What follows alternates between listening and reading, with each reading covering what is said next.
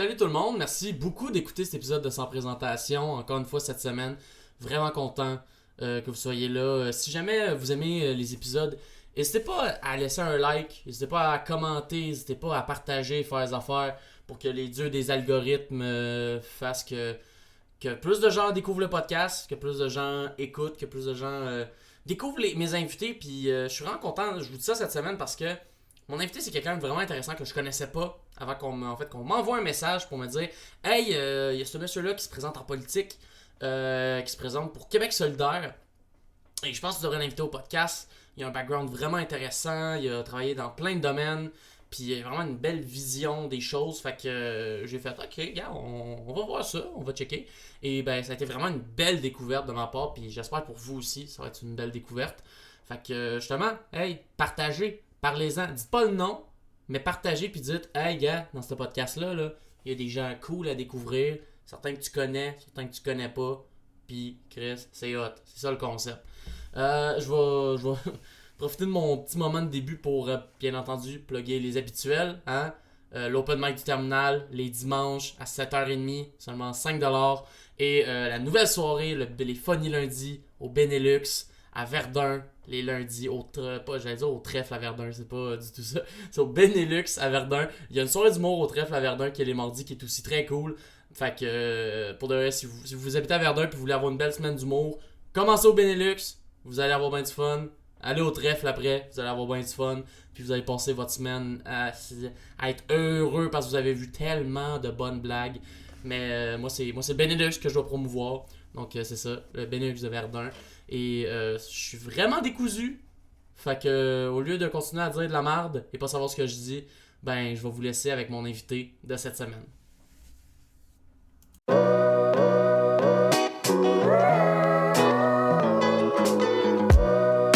était supposé. Mieux que pas pantoute. Effectivement, 100%. Merci beaucoup Ça fait plaisir. de venir parler avec moi aujourd'hui parce que j'ai entendu que vous avez quand même un passé assez intéressant. Vous avez fait beaucoup de métiers, beaucoup de jobs dans beaucoup de domaines qui sont assez... Ouais, c'est ça. J'ai accumulé, à mon âge, j'ai commencé à accumuler différentes expériences, effectivement. Puis je me suis promené un peu dans toutes sortes d'angles.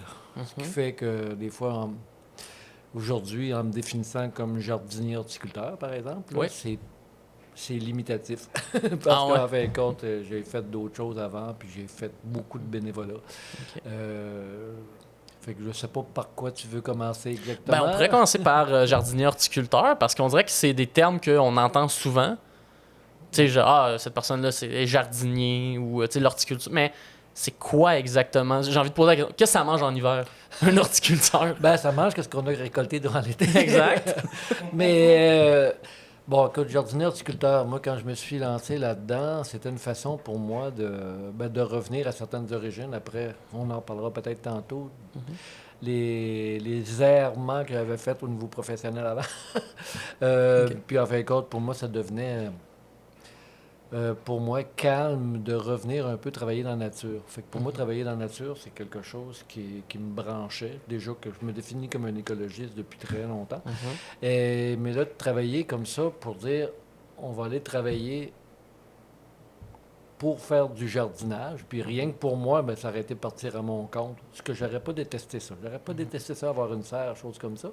Mais le côté jardinier horticulteur, puis offrir mes services à la population pour aller faire les terrains, aller préparer les terrains, aller entretenir les terrains. Pour moi, ben, il y avait une question un peu sociale aussi. Exact. Je me trouvais à rencontrer de la clientèle. Tandis que le jardinier, j'ai beaucoup de respect pour eux autres, mais souvent, ils vont être dans leur C'est toi ta champ. serre, tu gères tes affaires. Puis tu es là, puis tu rencontres pas souvent du monde. Des fois, c'est le fun un bout de temps, mais moi, j'ai besoin du contact humain plus fréquent. Fait qu'en allant du côté du jardin, en me définissant comme ça, de jardinier horticulteur, puis en offrant mes services, ben, j'ai bâti ma clientèle tranquillement, surtout sur la rive sud de Montréal. Et puis là, ben, j'allais chez les gens, puis là, je me rencontrais leurs besoins, puis il y avait toujours un petit côté de moi qui était essayer de les pousser un peu vers l'horticulture plus écologique, plus biologique. Mais c'est ça, parce que c'est intéressant ce que vous dites, que vous aviez comme une conscience écologique. Est-ce qu'on peut dire, genre, vous étiez écologique avant que ce soit cool?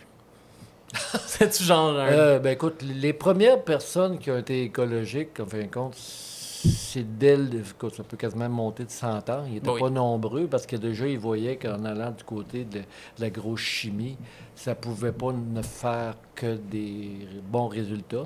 Même si la chimie, je comprends, même moi, quand j'étais jeune, je suis né sur une terre, comme le bout de Thetford Mines.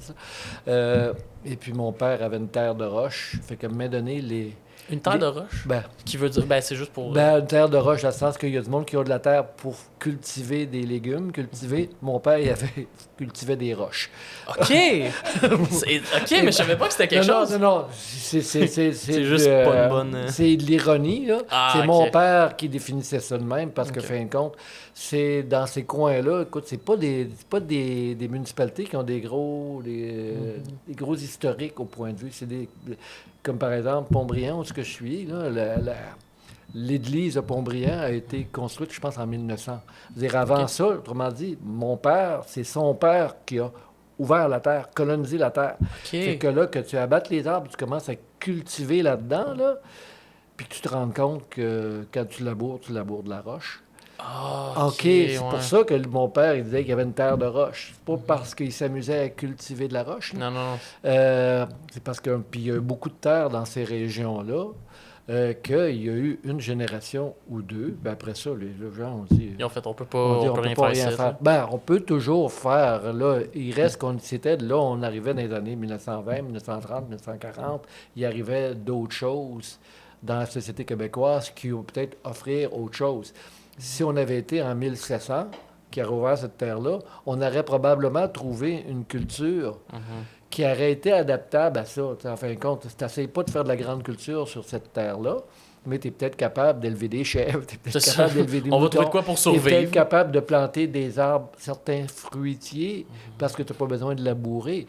Mais là, entre le moment où mon grand-père a colonisé la terre, on les appelait d'ailleurs des habitants. Comme moi, je me rappelle quand on était jeune, on disait « Ton père, c'est un habitant. » Il y avait déjà la vieille expression de dire que, comme on disait, il est habitant du Canada à l'époque, puis il colonise la terre.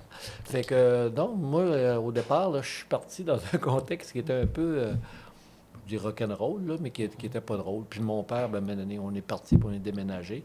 Mais moi, je suis quand même été élevé, je suis né sur une terre. Je suis né même dans la maison familiale. Là. Et puis, mais tout l'aspect découverte de la nature, ça a commencé comme ça. Là, moi, là, c'est ça. On sortait de la maison, puis le terrain de jeu, il était... À perte de vue. À perte de vue. Là, ça, c'est quelque chose que je trouve, on dirait... que je trouve triste maintenant, genre, surtout moi j'habitais en banlieue, là. Moi je suis né à Repentigny, donc j'ai vraiment plus connu d'être proche d'une grande ville. Puis on dirait que c'est poche quand t'es jeune puis que mettons tes parents te disent va jouer dehors et que là tu regardes le dehors puis c'est comme un supermarché puis genre un gros stationnement de gens coutus. T'es comme c'est pas tant le fun dehors. Effectivement, moi il y a un côté qui était dur, mes parents ils ont trouvé ça raide. Mon père a été malade aussi puis il a été obligé de vendre. Mais d'un autre côté, la nature était à perte de vue, puis jouer avec les vers de terre, c'était ça nos jeux. On n'avait pas d'argent, fait qu'à un moment donné, on prenait, comme le disait Richard Desjardins, je pense, on prenait un bout de bois, puis on le gossait, puis ça devenait n'importe quoi, là, tu sais. Ouais. Fait que... Puis est-ce qu'au moment de, justement, partir du coin de Thetford Mines, le premier déménagement, ça a été direct à Montréal, ou ça a été plus tard? Ben là, il y a eu un petit déménagement, en fin de compte, quand j'ai eu 7 ans, on est allé vivre dans la paroisse à côté, là. Dans le temps, on parlait pas de municipalité, on parlait dans la paroisse à côté. Puis mon père est devenu bédou, secrétaire trésorier de la municipalité là-bas. Et puis là, j'ai été pendant une dizaine d'années. Puis après ça, là, je suis parti aux études. OK. Là, je suis parti vers Jonquière. Allé Jonquière en arts et technologie des médias. Mon Dieu, il est vieux ce programme-là pour de vrai, parce que moi, on dirait je rencontre tellement de monde qui ont fait ATM. On m'a dit même qu'il était plus ou moins quasiment... il a quasiment été forcé par du monde. Le cégep n'en voulait pas vraiment beaucoup. Puis à un moment donné, il y a du monde qui l'ont quasiment créé. Puis à un moment donné, ils ont dit, étant donné qu'il fonctionne, on va le laisser aller. Puis maintenant, j'ai l'impression que c'est comme l'un des programmes les plus Moi, connus. j'étais en là-bas. 77, puis il est là depuis 74, à peu près, Wow, là, tu sais, ok. en fin de compte. Là. Mais moi, j'ai pas fini. Mais je suis allé là, puis ça fait partie des choses. Au bout d'un an, finalement, j'avais des problèmes de prêt et bourse à l'époque. Là. Ça a commencé à ce moment-là. Problème, un peu d'argent, puis un peu... À l'époque, déjà, payer ses prêts et bourses. Ah ouais, ben écoute, il y a eu la grève des prêts et bourses en 78 aussi. Oui. Là. Tu sais, ça a été une grève qui a été cégep à Jonquière. Même on était en grève pendant... On était un des cégeps qui était en grève pendant le plus longtemps. Donc, ça a commencé autour de la mi-novembre, puis on est rentré après les fêtes, dans le fond. On est le dernier Wow. cégep qui est rentré. Wow! Ah non, ça a été... Ça a été quoi le contexte de l'époque de la grève, justement, des prêts et bourses? Parce qu'en fait, j'ai entendu parler, mais on dirait l'historique, je l'ai moins connu. L'historique. OK. Une histoire courte. Là. Non, une histoire courte. Ben écoute, c'était la question qu'il y avait il y avait du monde qui avait de la difficulté à avoir des prêts et bourses. Toute la question, même, je trouvais ça drôle parce que je suis retourné aux études il y a quelques années, puis on parlait encore des jeunes qui se mariaient pour avoir les prêts et bourses. Puis à l'époque, déjà, on dénonçait ça. Mais écoute, en 30 ans, ça n'avait pas changé.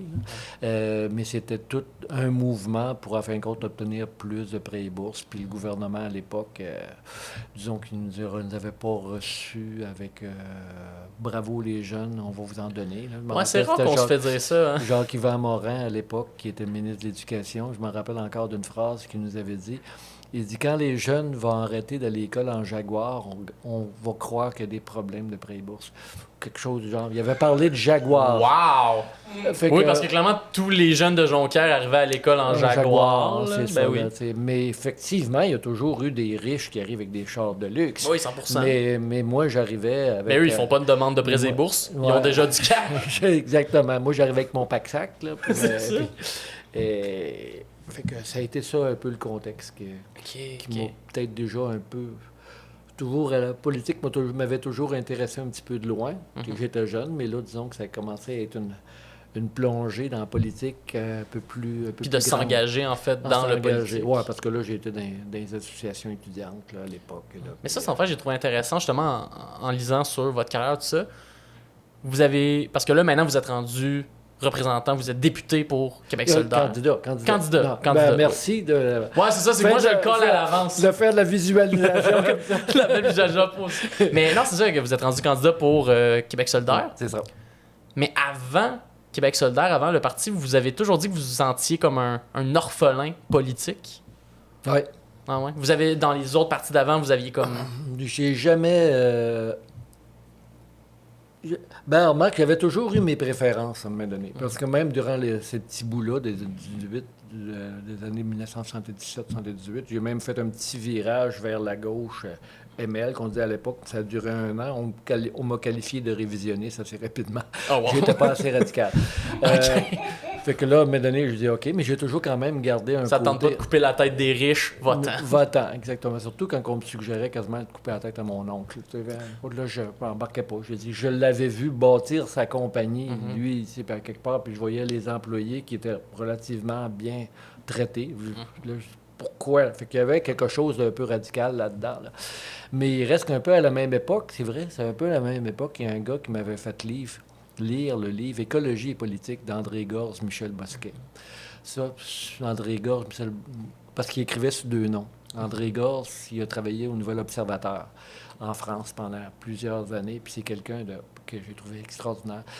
Puis ça m'a amené tout de suite à vraiment prendre conscience de la réalité écologique de la planète à ce moment-là. L'idée, en fin de compte, de l'automobile qui est un luxe antisocial, tel qu'il définissait. Puis comment, il y avait même un petit calcul que j'ai trouvé amusant, puis qu'on le reprend encore aujourd'hui. C'est que là, ça, faut pas que je me mêle dans mes affaires. C'est que si tu additionnes le temps que tu passes dans ton automobile, plus qu'est-ce que tu dépenses, le temps que tu travailles pour payer ton automobile, puis tu divises ça par la distance que tu fais dans 1 an, tu roules à 10-15 km/h. Oh shit. Fait que lui, il dit, Ok, ouais. en ce compte-là, il dit, reste à côté de ton ouvrage, vas-y à pied, travaille 15 heures de moins par semaine, puis tu vas avoir le même argent dans tes poches. Puis tu vas avoir 15 heures de plus de loisirs. Ouais. Ça, moi, ça m'avait allumé à l'époque, tu sais.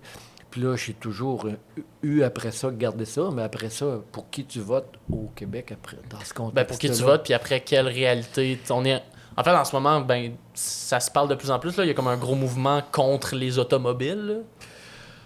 L'automobile, c'est un moyen de transport, c'est un 100%. outil. OK? Ouais. C'est que. Puis c'est comme le pétrole. Des fois, on parle d'anti-pétrole. Le pétrole, jusqu'à un certain point, c'est un produit naturel que tu n'as rien qu'extrait de la planète. Là. Le hic, c'est qu'on. Tout ce pétrole-là, qu'on peut faire des milliers de choses avec, on en brûle 85 pour se promener tout seul dans nos chars. C'est ridicule. On pourrait faire des Legos à la place. Déjà. Yo! Full de Legos à la place. Oui, c'est ça, couvrir le vin entre Québec et Montréal de Lego.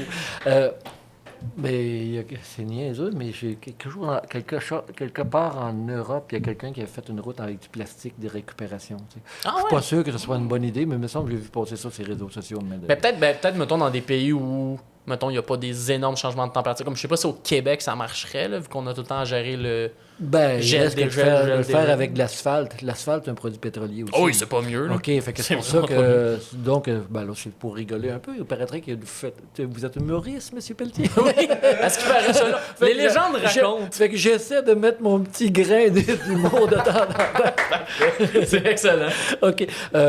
Non, mais pour revenir, l'idée du côté écologique, en fin de compte, qui m'a toujours branché, puis essayé de trouver après ça avec qui je vais donner mon appui. Jusqu'à un certain point, à un moment donné, ça a été le PQ qui recevait mon appui, même si je votais pas pour eux, j'étais toujours content, plus content que le PQ. C'est ça, c'est qu'il était pas assez dans la...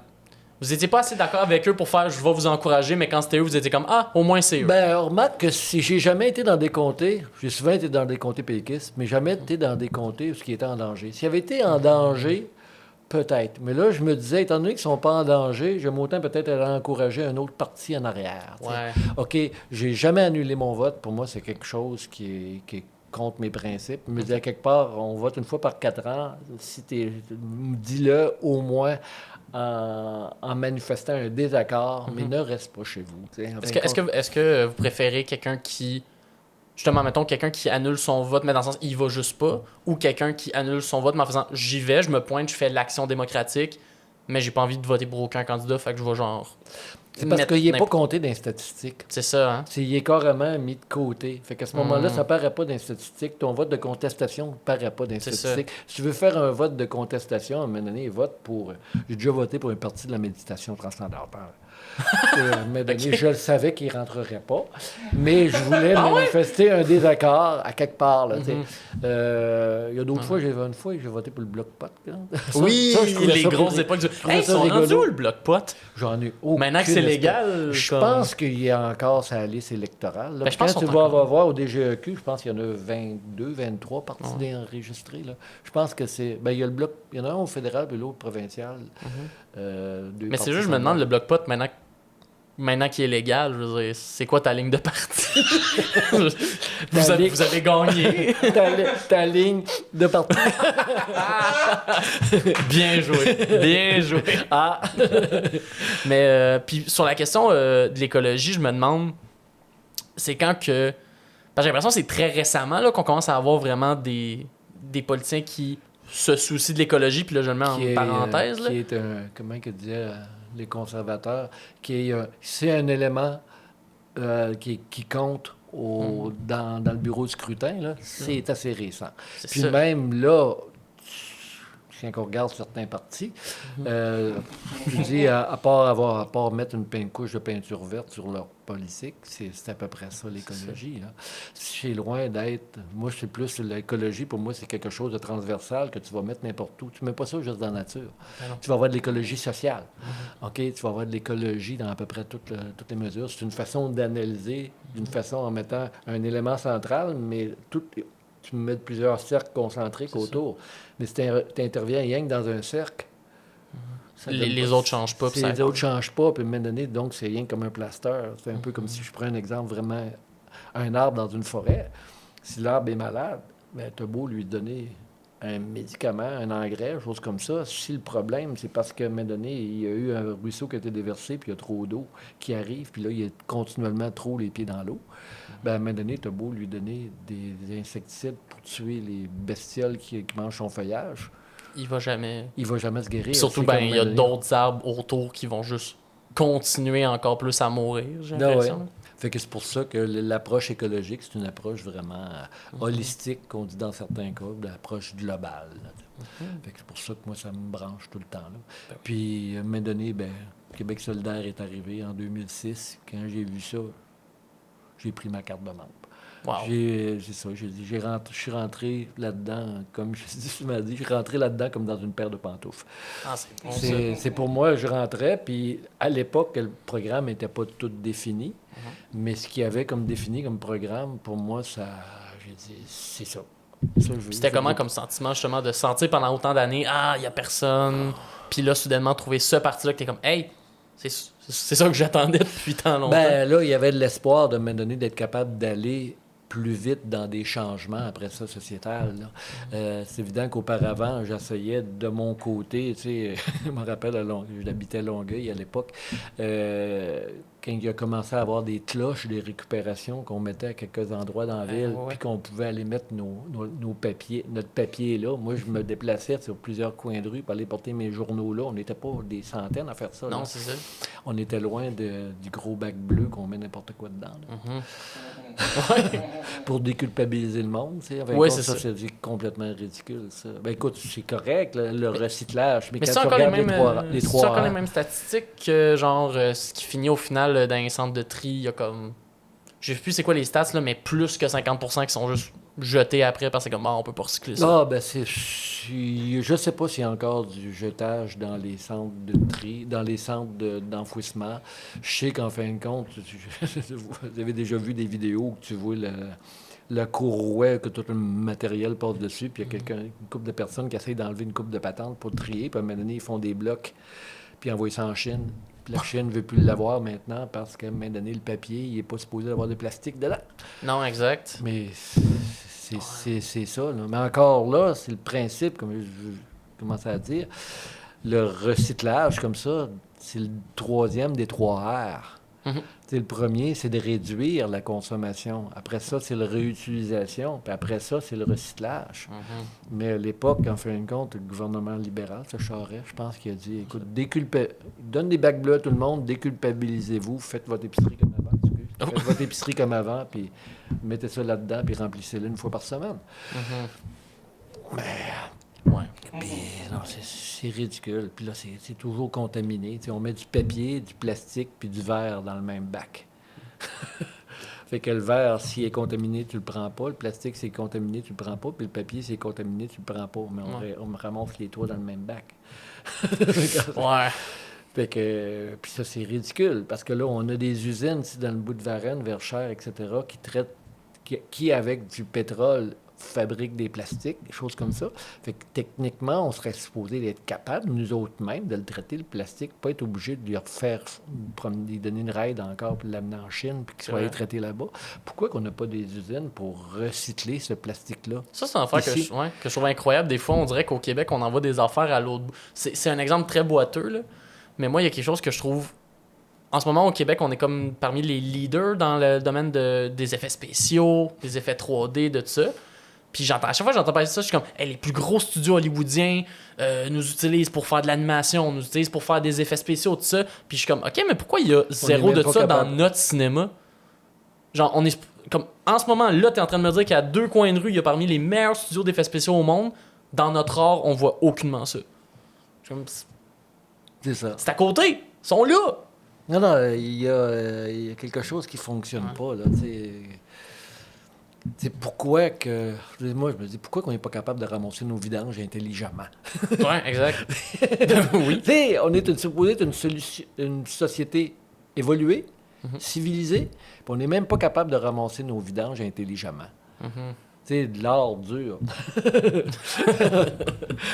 À un moment donné, c'est supposé de faire. Puis là, il y a de l'or brun. Quand même, le compostage. Moi, je voyais qu'à un moment donné, il y avait une municipalité par chez nous qui ont fait un projet pilote pour ramasser du compost. Un projet pilote qui a duré pendant 2 ans pour savoir comment ramasser du compost. Ok, ouais. Ramasse-le, le compost.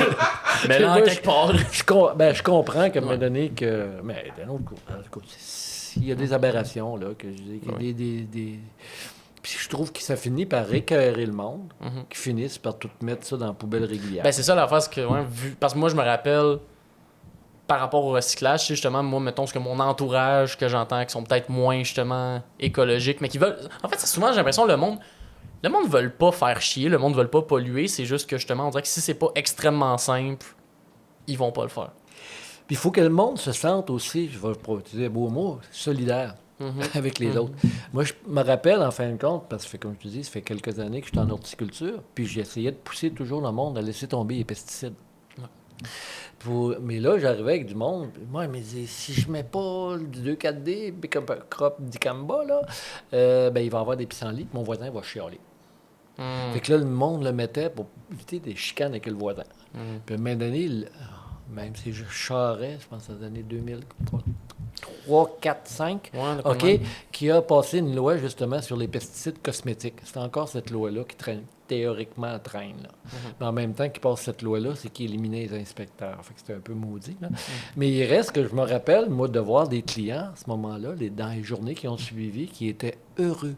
Il dit, je vais pouvoir arrêter de mettre des pesticides puis être en loi, puis dire je respecte la loi. Les gens ne se sentent pas tout seuls dans leur coin en train de faire une lutte.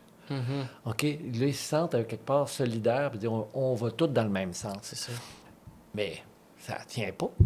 Ça ne tient pas. Puis si le gouvernement, on dirait, que, surtout le gouvernement actuel, ce mouvement collectif-là, il ne l'encourage pas. Ils vont encourager les petits mouvements individuels, ils vont culpabiliser le monde d'avoir leur comportement. Mais de là à dire qu'on va faire une loi, puis on va demander le monde de suivre ça, puis qu'on aille tous dans la même direction, point de vue écologique, là, ça marche pas. Ouais, mais en même temps, ils doivent pas être si peu que ça. Leur slogan, c'est de continuer ce qu'ils font. Ben, c'est justement tantôt. Leur slogan, c'est « Hey, on est bon, on va continuer. » Tantôt, je rigolais sur les réseaux sociaux. Je vais essayer de leur ouvrir. Je voyais quelqu'un qui avait partagé. Je l'ai trouvé tellement drôle. C'est pas sûr. Bon, il faudrait que je le... Mais c'était comme une blague de... Bon, on la prétendait à Albert Einstein, disant qu'en fin de compte, quand on répète toujours la même chose, il ne faut pas s'attendre à avoir des résultats différents. En fait, je pense que l'expression, c'est genre, il y a que les fous qui font la même chose en pensant des résultats différents. Exactement. Puis tout de suite, en dessous, ils ont des slogans de la CAQ. Continuons. C'est ça. C'est drôle. C'est vrai. Tu sais, tu essaies de dire, on veut du changement, puis lui, il nous dit, continuons.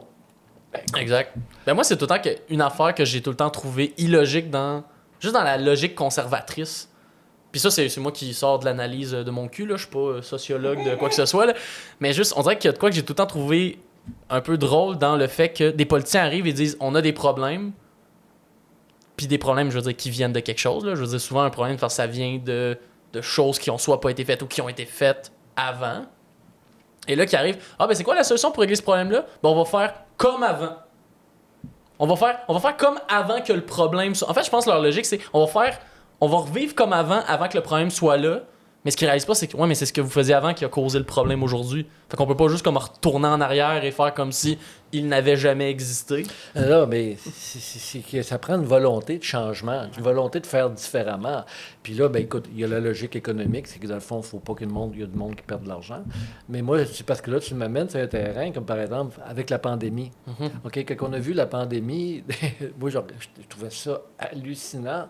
Les images qu'on nous sortait, par exemple, 3-4 semaines après que la planète avait arrêté de vivre, là, était sur le break, là, puis qu'on nous montrait des photos, par exemple, à partir de Pékin, on voyait les montagnes, parce qu'il n'y avait plus de pollution. OK, puis par exemple, les gros poissons qui rentraient dans les canaux à Venise. Okay, on montrait des choses comme ça, puis le monde se sont rendu compte, ils disaient, OK, c'est là qu'on est rendu, au point de vue écologique. En fin de compte, on voit qu'on n'a rien qu'à arrêter un peu. C'est ça. On se met sur le break 2 semaines. Puis ça change. Puis ça vient de changer drastiquement. Puis là, après ça, nous autres, à un moment donné, on a eu un gouvernement qui a dit à un moment donné, là, il faut préparer une stratégie de reprise de l'économie. Fait qu'ils ont créé un comité de priorité. Ouais. Et puis le ministre de l'Environnement, pendant qu'il faisait le comité de priorité, ben écoute, je l'ai vu, je me demandais qu'est-ce qu'il faisait. Puis à un moment donné, ben, j'ai vu une lettre dans la presse. Il a été faire du bénévolat pendant 4 semaines dans un CHSLD. En tout cas, quelques semaines. Parce que c'est une bonne action. Autrement dit, ben, c'est une belle action. Oui, c'est une belle action, mais bon. Donc, mais au point de vue priorité, le ministre de l'Environnement, il a été mis totalement de côté. Oui, il a fait, va faire du bénévolat un peu. C'est ça, va faire du bénévolat. Va chercher des points de karma. Parce que qu'est-ce qu'il faut, c'est repartir. Il faut faire partir l'économie. Mais tu sais, l'économie, l'économie, c'est un outil. L'argent, c'est un outil. Comme on parlait de l'auto tantôt. L'auto, c'est un outil. L'argent, c'est un outil. Mais c'est ça. Mais est-ce qu'on vit pour l'auto? Est-ce qu'on vit pour l'argent? Ou l'argent nous sert à vivre? L'auto nous sert à vivre.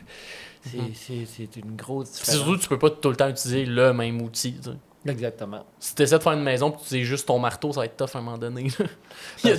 Parce que c'est niaiseux. Parce que si tu regardes ça, justement, pour que l'économie fonctionne, qu'il faut que ça aille, faut faire dépenser de l'argent, ben, tu te rends compte que les catastrophes, les accidents deviennent des facteurs de croissance économique.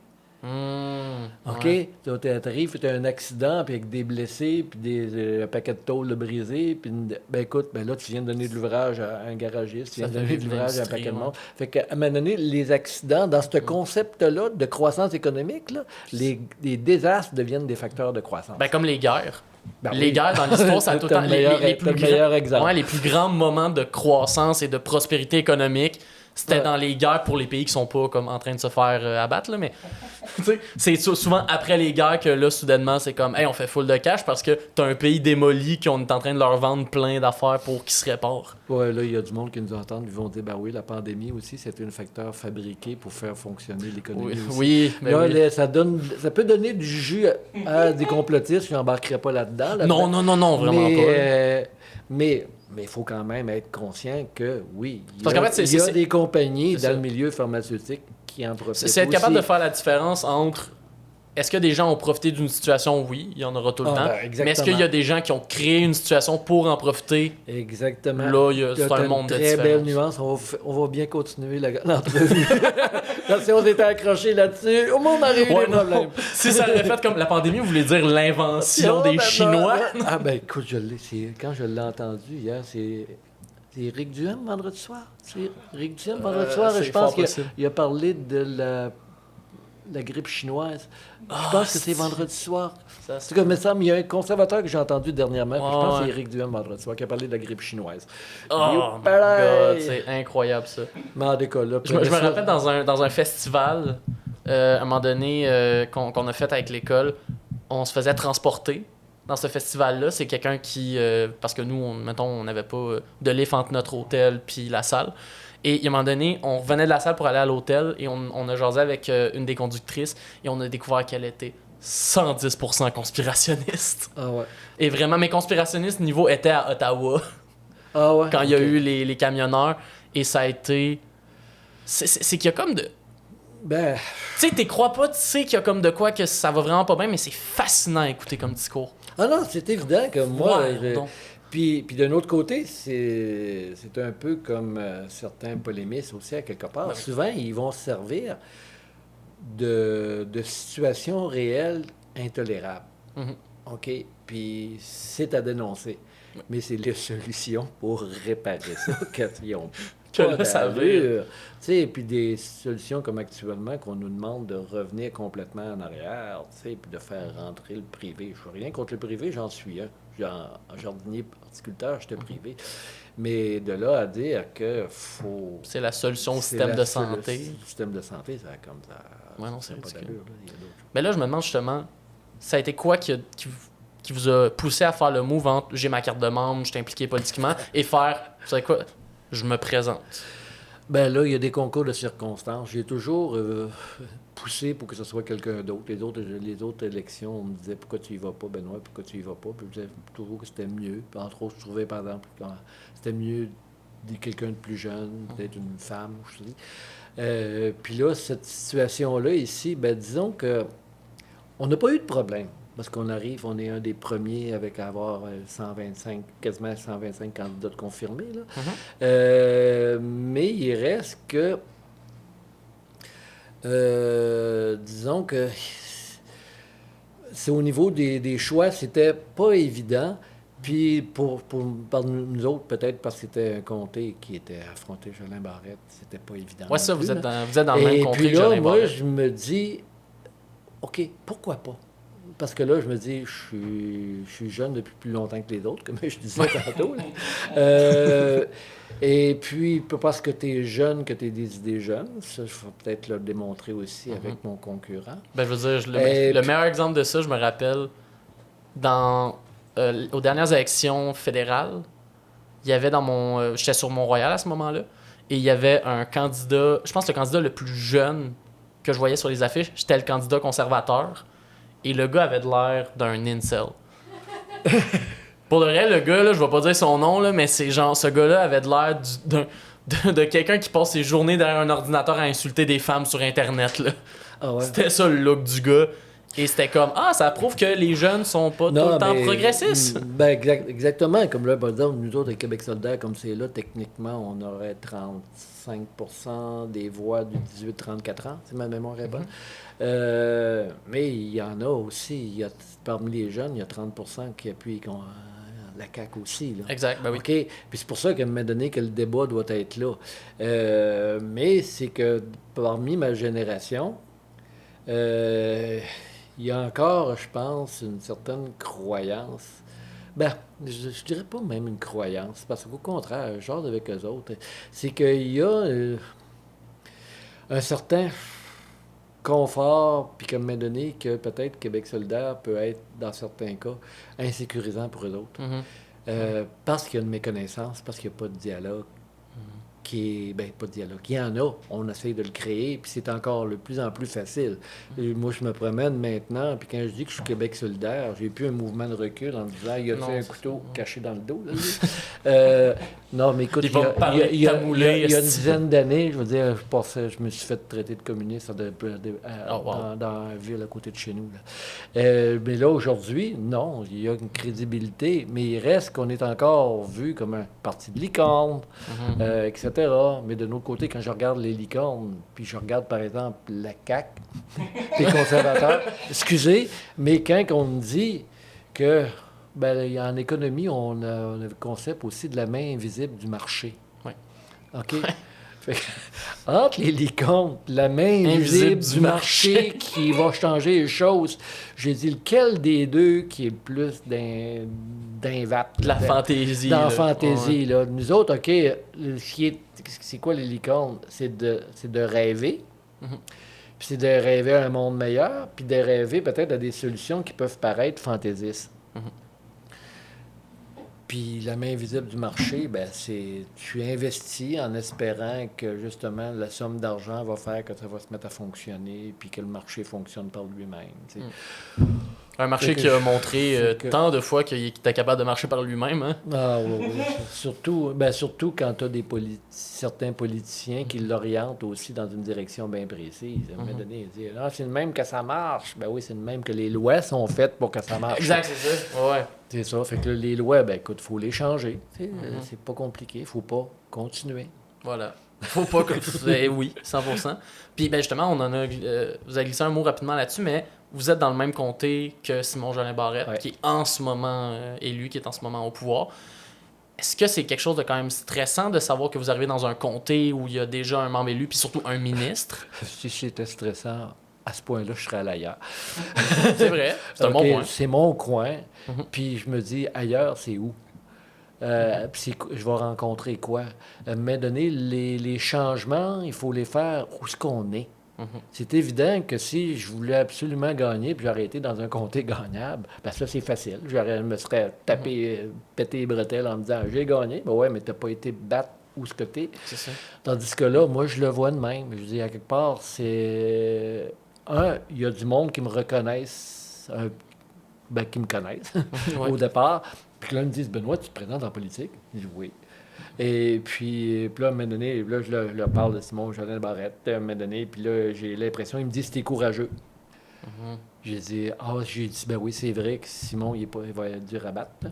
Non, c'est même pas pour ça que je dis ça, t'es courageux. Il dit, t'es courageux de te lancer dans l'arène politique, dans le contexte politique que ce qu'on est actuellement, le cynisme, etc.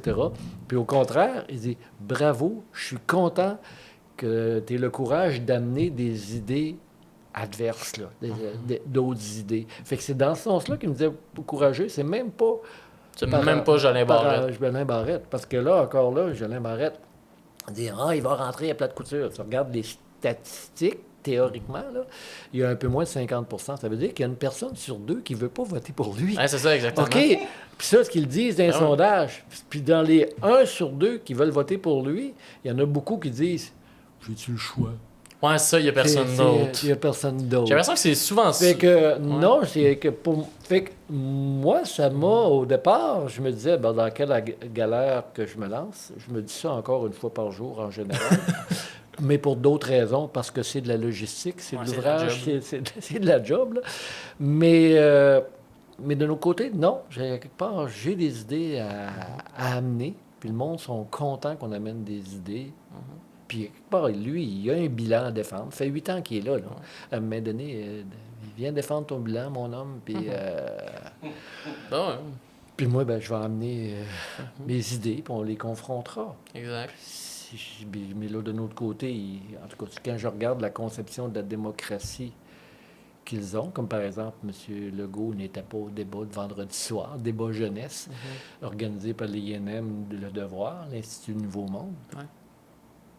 Le débat organisé par la jeunesse au Québec. Il n'était pas là. Le chef du gouvernement n'était pas là. Ça donne le message que ça donne. Ça donne le message que plus que je vais parler, plus que je vais me caler. Je suis mieux de ne pas y aller. Ouais, c'est ça. Mais pour de vrai. Mais ça, c'est une affaire que je trouve en plus...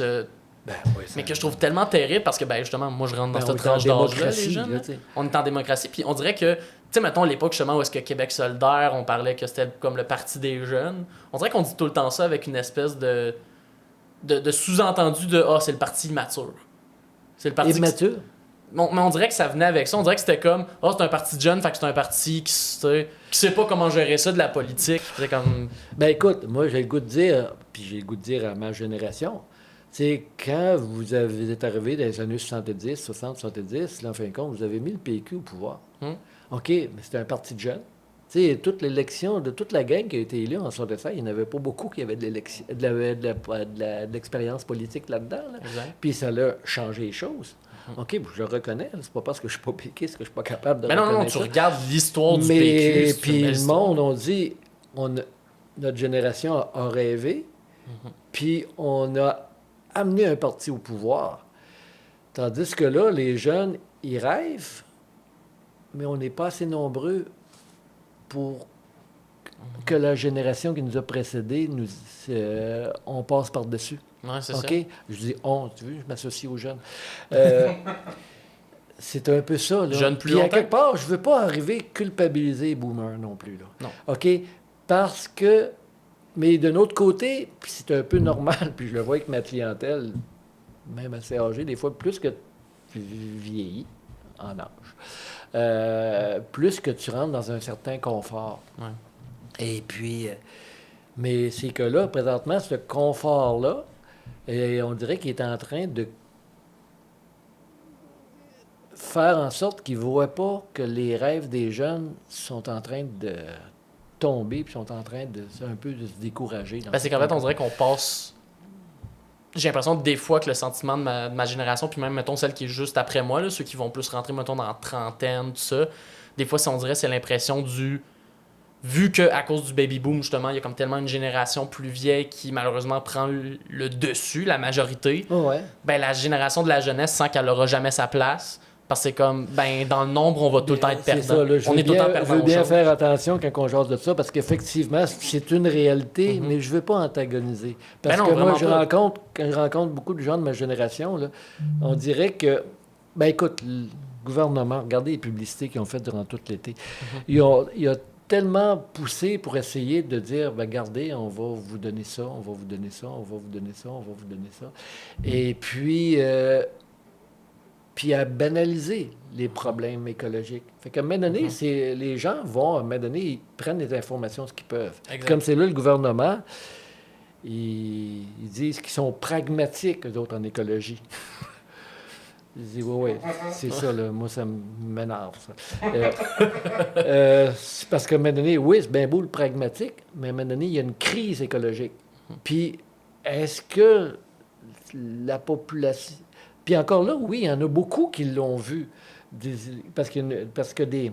Comme j'aurais le goût de dire, des hippies à l'époque, là, ils voyaient les problèmes écologiques.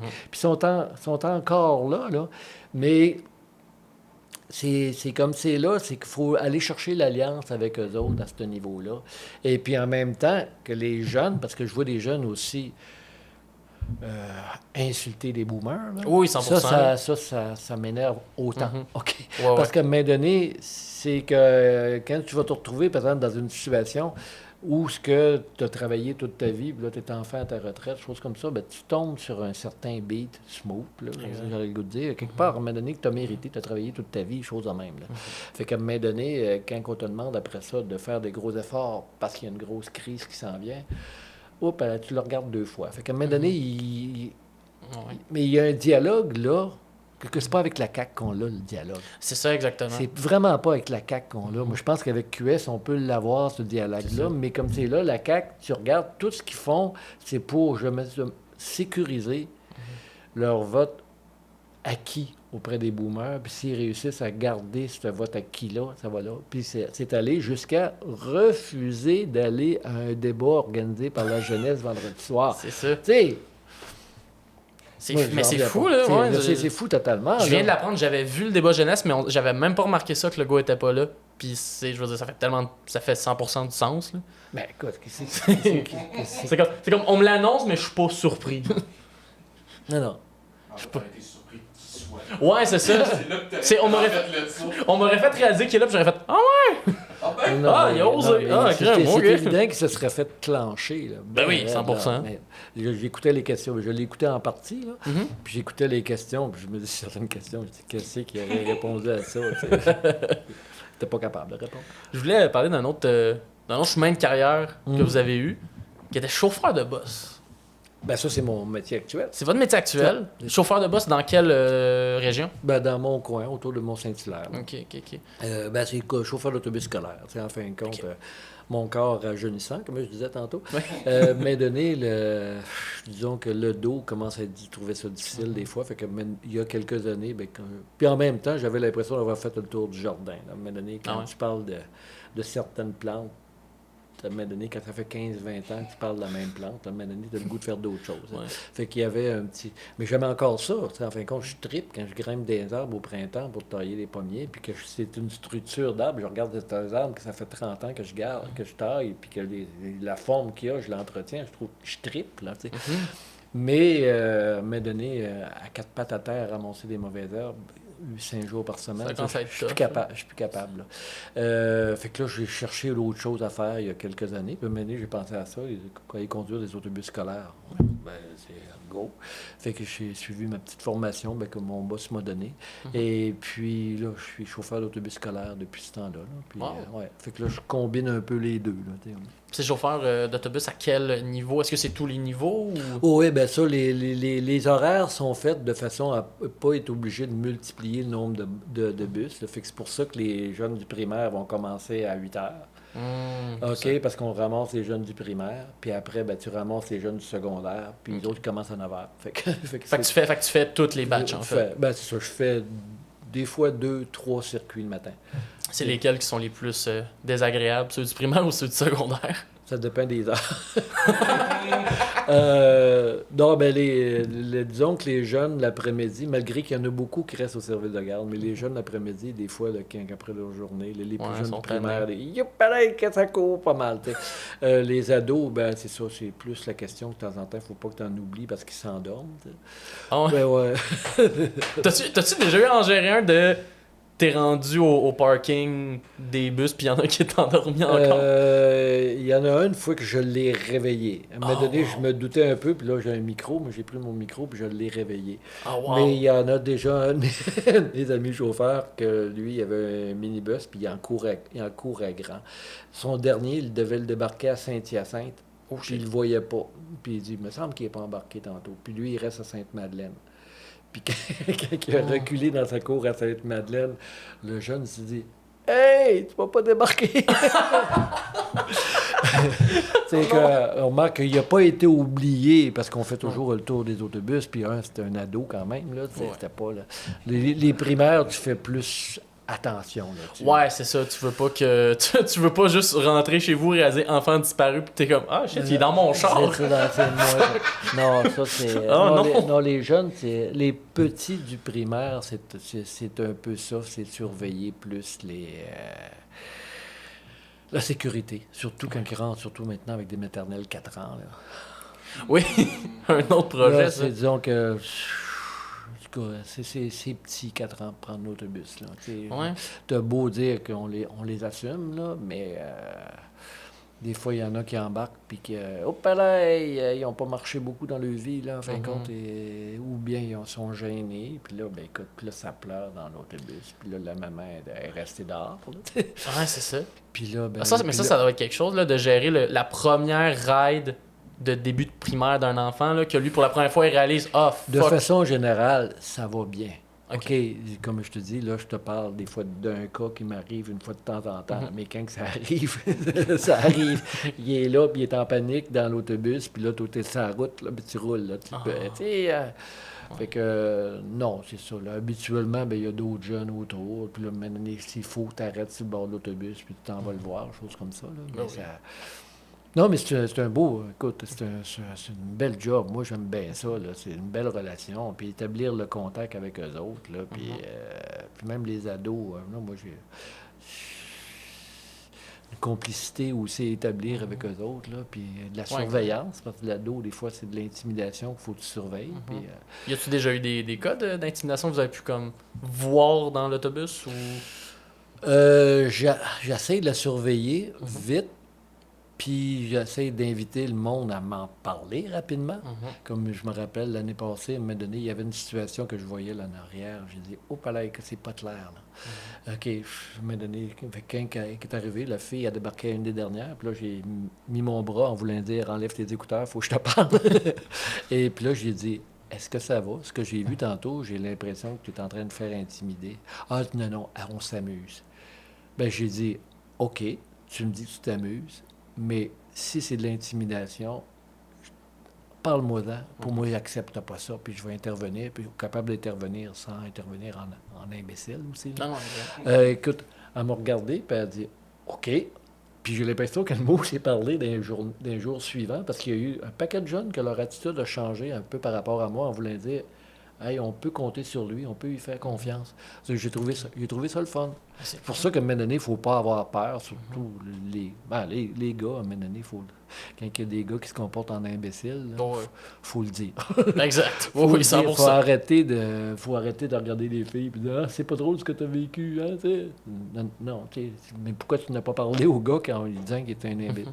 Exact. C'est ça, un imbécile ou son comportement était inacceptable, à quelque part. Ouais.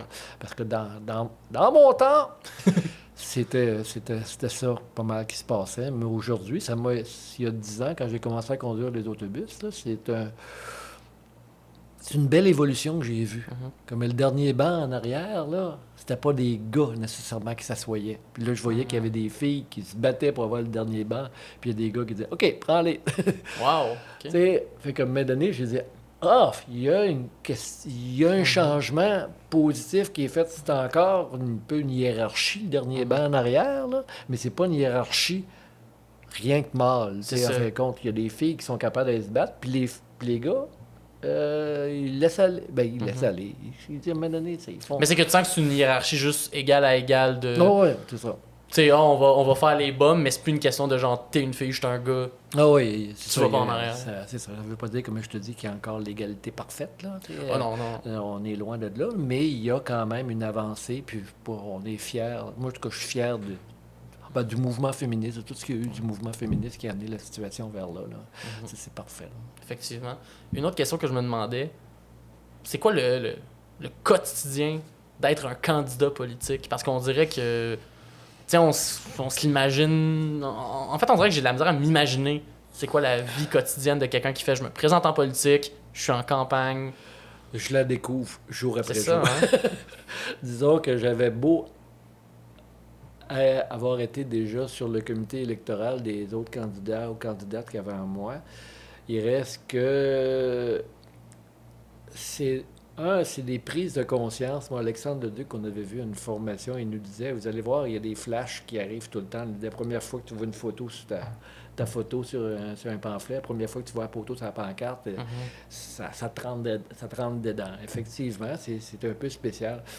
Mais c'est vraiment un changement.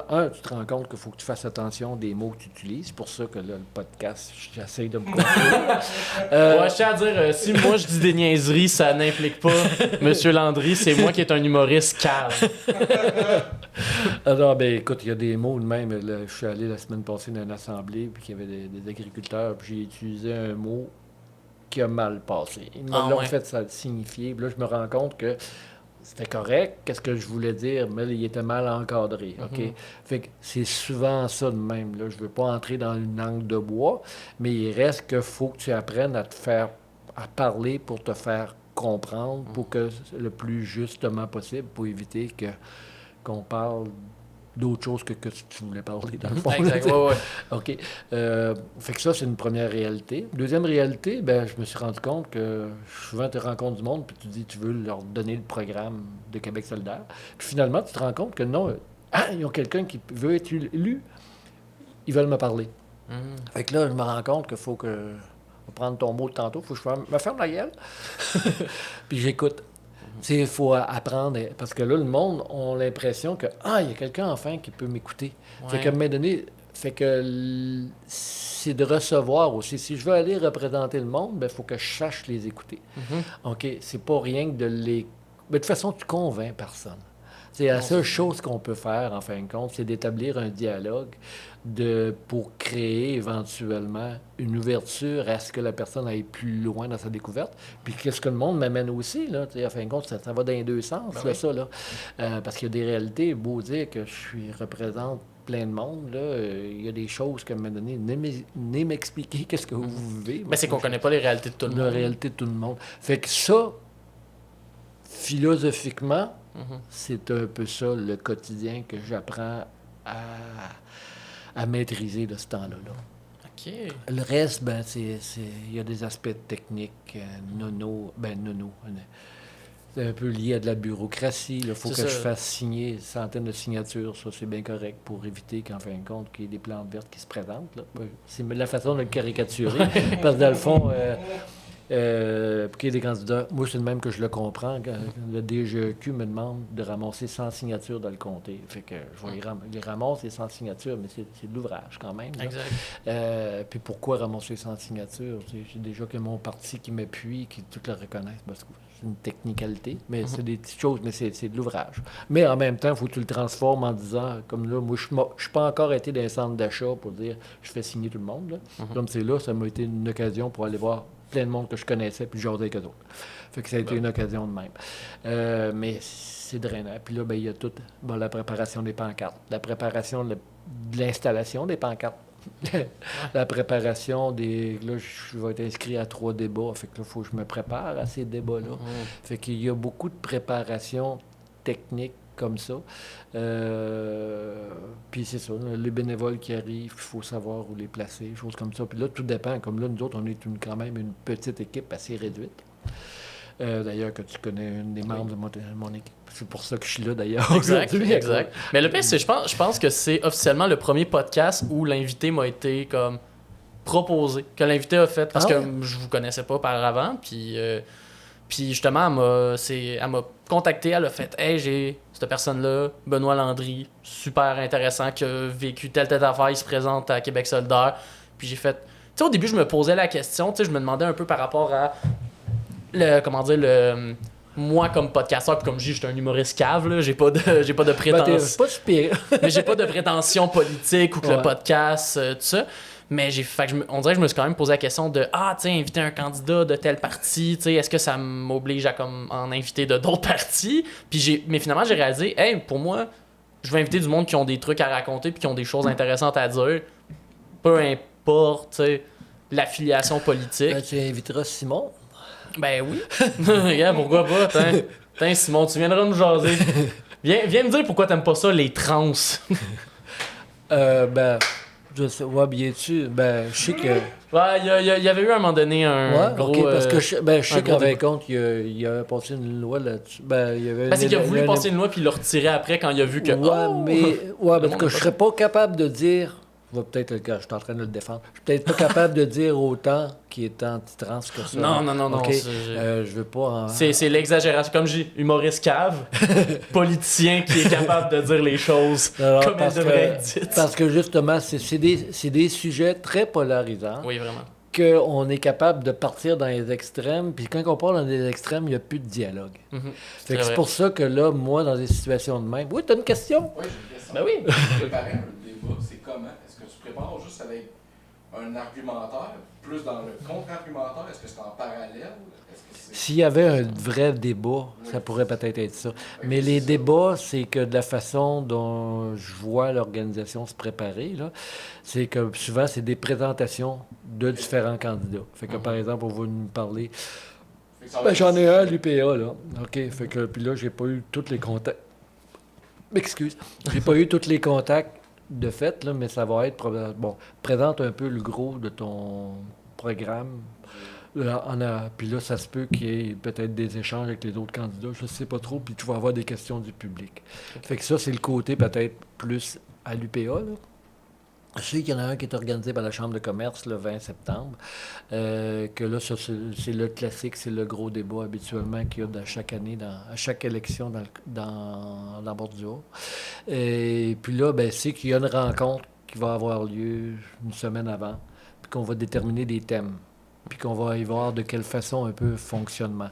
Fait qu'assez souvent encore là, c'est que je pense pas que ce soit comme on voit à Radio-Canada, là, qu'il y a des périodes que les chefs s'affrontent. Je croirais pas. Là, surtout qu'ils veulent, j'imagine, plus faire ça pour le débat des chefs, justement. Là, puis c'est comme le fameux gros combat de coq de l'élection. Tu peux toujours quand même dire que des fois, moi j'avais été à un, il y a 2012, 2014, il y avait un peu possibilité de réplique. OK. Parce que des fois que le monde qui arrive de la salle, au fin de compte, ils peuvent décider qu'ils posent toutes les questions au même candidat, puis les autres n'en ont pas. Là. OK. Parce que les questions de la salle, c'est un peu ça, tu les contrôles pas bien. Mais souvent, ça va être des thèmes. Il va y avoir différents thèmes qui vont être abordés, puis qu'on va s'être entendu pour jaser sur ces thèmes-là. Mais là, après ça, moi, si je décide que c'est le thème l'habitation, je décide de parler du transport, écoute, c'est moi qui respecte pas le thème, puis je prends mon temps. Quelque part, j'ai l'air du gars qui n'a pas respecté le thème. Puis de la personne qui parle pas du thème, fait que peut-être qu'il est comme, peut-être qu'il sait pas quoi faire en habitation. Exactement, mais dans le sens que peut-être, je peux peut-être me servir de cette petite période-là, peut-être pour répliquer à quelqu'un qui m'avait prêté des intentions qui n'étaient pas là pour réajuster un peu. Là. Tu construis face à ce qui s'est passé sûrement oui, mais je te dis, mais il y a une grosse préparation dans le sens que si on me dit 2 minutes, tu parles d'écologie, c'est que déjà, il faut que tu connaisses ton programme. Mais encore là, en 2 minutes, tu fais pas le tour du programme non plus. Il faut que tu choisisses, par exemple, un élément crunchy, tu dis qu'il va j'allais dire clasher, qui va un élément punch, là, en fin de compte, qui va être bon là-dedans. En tout cas, moi, je sais que j'ai les miens, là, mais je vais les garder, puis je vais essayer de les sortir aussi, parce que, on remarque en écologie, j'ai le choix avec la CAQ, là, il y a beaucoup de punch à faire avec ça. C'est ça, parce que, quelque part, tu regardes bien que les conditions du ministère de l'Environnement, de quelle façon ils ont géré, par exemple, le dossier de Glencore en Abitibi. C'est le ministère de l'Environnement qui aurait dû, me semble, intervenir et dire « Vous ne respectez pas les normes. Ah, c'est fou. Puis là, des fois, quand ils ne respectent pas les normes, on va les augmenter. Ça va être plus facile. Ben, le pire, ça m'a fait penser à quelque chose. J'ai lu dans Le Devoir par rapport à toute l'histoire de la fonderie Horn. Je me rappelle, le titre était wordé que, à ce qui paraît, la fonderie Horn fait partie de comme 90 compagnies qui sont comme autorisées de dépasser. 89. 89, c'est ça, qui sont autorisées à dépasser les seuils de pollution. Puis dans ma tête, ça a comme fait. Tu peux aller te chercher un permis de pollution, hein? C'est quoi ça? Non, mais pour de vrai, j'avais lu cet article-là, puis je me suis dit, OK, il y a des compagnies qui ont le droit de faire comme, ah ouais, je sais que d'habitude, les limites, c'est ça, mais on aimerait vraiment ça avoir le droit de faire plus de pollution. J'ai pas le goût de te reprendre trop. C'est fou, là! Non, c'est totalement aberrant. Ben écoute, moi, je suis en train de lire un livre, puis que je réussis de la misère à le finir, là, parce qu'il y a du stock. Ça s'appelle La caution verte de Louis-Gilles Francoeur. Louis-Gilles Francoeur, c'est un journaliste qui a été au Devoir pendant 30 ans, puis qui a pratiquement toujours occupé d'écologie. Puis là, il était à la retraite, puis il a écrit un livre, je ne me rappelle plus avec son co-auteur, mais c'est une plaquette d'une couple de 100 pages, puis il y a du stock là-dedans, des statistiques là-dedans. Mais grosso modo, là, tu dis qu'en 1977-78, quand que le PQ a créé le ministère de l'Environnement, le budget du ministère correspondait à 0,27% du budget total de la province. OK. Ce qui est pas beaucoup. Ben, c'est ça. En 2022, on est à 0,30. Wow. Tabarouette. Il n'a pas augmenté. Il a augmenté par l'inflation, par les sommes, là, mais il n'est pas plus important. Il n'est même pas capable de se rendre à 1%. Donnez-y 1%, c'est insultant. Là. Ben, c'est parce que quand tu dis la prise de conscience environnementale qu'on aurait dû faire, on aurait dû mettre plus d'argent, l'augmenter. Même là, il y avait un autre élément des tableaux qui montrait, là, il ne faut pas que je me trompe, mais il comparait le budget. OK, le budget du ministère de l'Environnement correspondait à un certain nombre de journées du budget du réseau des affaires sociales, le ministère de la Santé et des Affaires sociales. C'est gros, ça, là. OK? Ouais. C'était le genre, à un moment donné, il correspondait à 5 jours du budget annuel du ministère de la Santé et des Services sociaux. OK? Là, je pense qu'il est rendu à 2. Mon OK? Dieu. Tu dis, en santé et services sociaux, normalement, si tu fais de la prévention avec l'environnement, tu devrais réussir à diminuer le budget de la santé et des services sociaux. Mais on n'est même pas dans la prévention. En proportion, on met encore plus d'argent rien que dans l'aspect curatif Ouais. plutôt que de le mettre dans le tu sais, Dans le préventif. le nombre d'inspecteurs, là, il a diminué depuis le temps. Tu sais, écoute, va essayer de vérifier, savoir si le gazon que tu as devant chez vous, la compagnie, émet des pesticides autorisés ou non autorisés. Normalement, il devrait y avoir un inspecteur qui serait capable de te donner ça. Je ne sais pas Ça combien va être il y en a au Québec comme c'est là. Ouais. Et puis, quand je vois la quantité de pissenlits qu'il n'y a pas dans certains quartiers, je me dis, il y a sûrement des pesticides qui C'est sont ça. mis, qui ne sont pas nécessairement... Tu sais, là, il faut faire attention là-dedans. Parce que je suis allé lire l'autre jour là-dessus, là, puis j'ai vu qu'il y avait carrément des pesticides chimiques qui visent justement les plantes à feuilles larges, qui sont encore autorisées. Mais je dis, comment ça qu'ils utilisent, ils permettent le dicamba? Non, il n'est pas qu'ils l'autorisent. C'est qu'il n'est pas dans la liste des interdits. OK. Ouais, c'est ça. OK. T'sais, on l'autorise pas, mais. Bon. Fait que, mais là, tu dis après ça, de quelle façon? C'est un peu comme le Glencore et compagnie, les 89 compagnies que tu as là. Ouais. Ils ont des normes à respecter, mais il n'y a personne qui pour les contrôler. Fait qu'à un moment Exact. donné, on parle d'autocontrôle, mais en fin de compte, l'autocontrôle, Ben, ils vont pas le faire. ça marche pas. Ils se donnent le droit. C'est un peu comme votant sur l'autoroute la nuit. En fin de compte, la limite, c'est 100. Tu vas rouler 150, 160. Il n'y a probablement pas de police, puis tu ne peux pas faire Montréal-Québec au-dessus de la vitesse permise. C'est... Bon, l'exemple, ben, il est peut-être pas exagéré, mais c'est une réalité. Puis c'est quelque part, c'est ça. C'est qu'il faudrait qu'il y ait plus de policiers, plus de radars pour intercepter toutes ces choses-là. On en a déjà plus des radars, des policiers pour cette situation-là de la sécurité routière. Mais en environnement... Faudrait un policier avec un radar devant la fonderie Horn. C'est juste constamment en train de le scanner. C'est ça qui m'allume, puis si tu voulais savoir pourquoi que je m'implique. Oui. Compte, moi, cette question-là, elle me pue au nez depuis 40 ans. Mm-hmm. Et puis là, écoute, je vois une occasion de la mettre un peu plus en lumière. Effectivement. Et puis, je veux faire ma part là-dedans. C'est pour ça que moi, l'environnement, ça va être un des thèmes de ma campagne. Justement, puis je voulais poser une question que là, on parle plus dans la projection, puis dans le « et si ». Et si éventuellement Québec solidaire deviendrait le parti au pouvoir et que vous auriez accès au ministère de l'Environnement, est-ce que c'est un poste qui vous intéresserait? Oui. Je veux dire ça, oui. Non, il y aurait peut-être d'autres sujets qui pourraient m'intéresser aussi. Là. Mais oui, c'est évident. Mais je pense qu'il y aurait du monde comme c'est là qui sont plus à jour à certaines mesures. Là, moi, il reste que ça fait plusieurs années. Donc, je pourrais peut-être être plus un adjoint pour peut-être aider à implanter la mesure, des choses comme ça, comme dire, de vraiment la driver, de driver le ministère. Surtout que vous avez l'air de quelqu'un, depuis tantôt, j'écoute votre histoire, puis qui justement aime le contact humain, aime le fait d'être sur place avec le monde, là. Oui, c'est pour ça que moi, à ce niveau-là, parce qu'au niveau de... Écoute, ça fait 30 ans que je suis ordinaire horticulteur. En fin de compte, c'est évident que des petits trucs de cuisine, j'en connais en masse.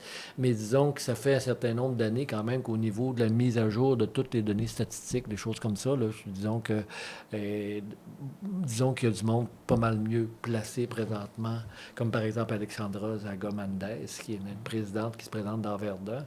Elle, que je la verrais, je la verrais au ministère de l'Environnement, effectivement. Là, et puis il y en a une couple de personnes comme ça, là, qui je les verrais beaucoup. Mais d'un autre côté, comme je te dis, au niveau de l'implantation, j'aimerais... oui, je serais sûrement quelqu'un qui serait capable d'aider là-dedans. Monsieur Benoît Landry, merci beaucoup ça fait plaisir d'être venu passer au podcast. C'était un vrai plaisir. Vite, ça n'a même pas fait mal. D'habitude, c'est ça le but avec le podcast. D'habitude, je sais que c'est ça. Alors, si on veut suivre votre campagne, si on veut savoir de l'actualité sur vous, sur tout ça, où est-ce qu'on peut trouver ça?